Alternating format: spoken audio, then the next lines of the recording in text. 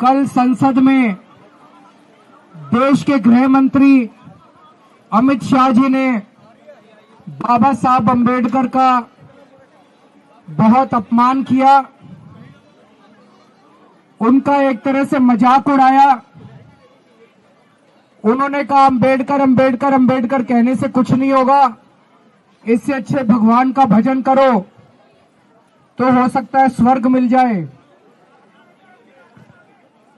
पहली चीज मैं अमित शाह जी को कहना चाहता हूं, देश के करोड़ों करोड़ों करोड़ों दलितों, गरीबों, कुचले हुए लोगों, पिछड़े लोगों, वंचितों, उनके लिए बाबा साहब अम्बेडकर भगवान से कम नहीं है।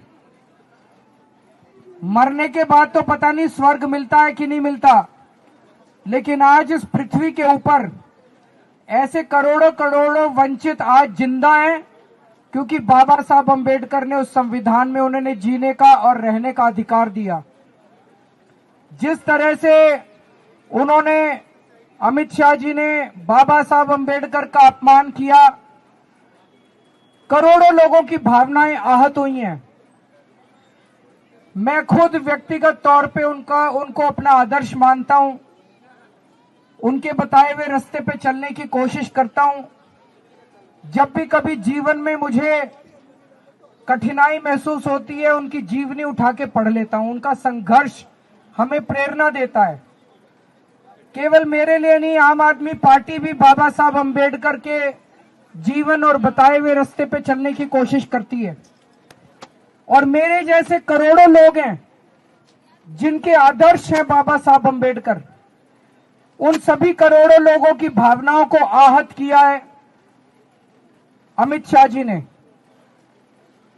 लेकिन आज जिस तरह से प्रधानमंत्री जी अमित शाह जी के समर्थन में उतर आए, उससे ऐसा लगता है कि जो कल अमित शाह जी ने कहा था वो भारतीय जनता पार्टी की एक सोची हुई रणनीति थी, जिसके तहत संसद में बाबा साहब अम्बेडकर का अपमान किया गया। हम इसकी कड़ी शब्दों में निंदा करते हैं। अब यह साफ हो गया कि भारतीय जनता पार्टी बाबा साहब अम्बेडकर के खिलाफ है, संविधान के खिलाफ है।